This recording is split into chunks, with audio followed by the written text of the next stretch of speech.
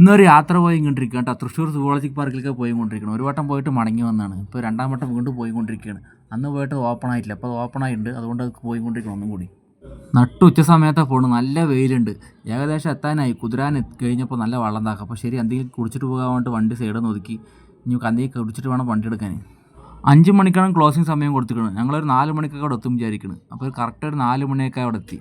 അപ്പോൾ നല്ല വെള്ളം താങ്ങും. പിന്നെ അപ്പോൾ ശരി, കുറച്ച് വെള്ളം കുടിച്ചിട്ട് അകത്ത് കയറാൻ വേണ്ടിയിരിക്കുകയാണ്. കൂട്ടുകാരാണ് വീഡിയോ എടുത്തുകൊണ്ടിരിക്കുന്നത്. ഞായറാഴ്ച ആയതുകൊണ്ടാണ് നല്ല തിരക്കുണ്ട്. പാർക്കിംഗ് ഫുള്ളാണ്. 2 വീലറിന് വേണ്ടിയിട്ട് പാർക്കിംഗ് 25 റുപ്യയും കാറിന് വേണ്ടിയിട്ട് 100 റുപ്യാണ് പാർക്കിങ്ങിന്. കാറിന് കുറച്ച് കൂടുതൽ പോലുണ്ട്. 100 റുപ്യ കുറച്ച് ഓവറല്ലേ.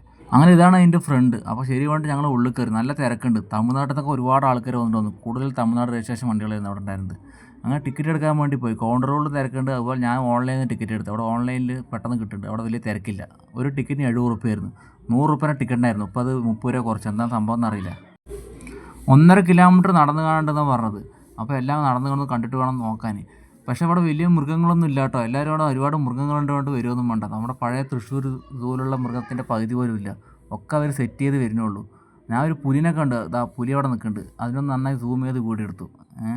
അതെൻ്റെ ബാക്കിലാണ് പുലി നിൽക്കുന്നത്. അപ്പോൾ അതെൻ്റെ വീഡിയോയിൽ കറക്റ്റായി കിട്ടുന്നില്ല. അപ്പോൾ മൃഗങ്ങൾ ഒരുപാടുണ്ടെന്ന് പറഞ്ഞിട്ട് ആരും തൃശ്ശൂർ സൂ കാണാൻ വരണ്ട. അങ്ങനെ ഞങ്ങൾ കുറച്ച് നേരം നടന്നപ്പോൾ കുറച്ച് ഇരിക്കാൻ വേണ്ടി അവിടെ ഇരുന്നു. പിന്നെ ലാസ്റ്റ് എൻ്റെ എത്തി.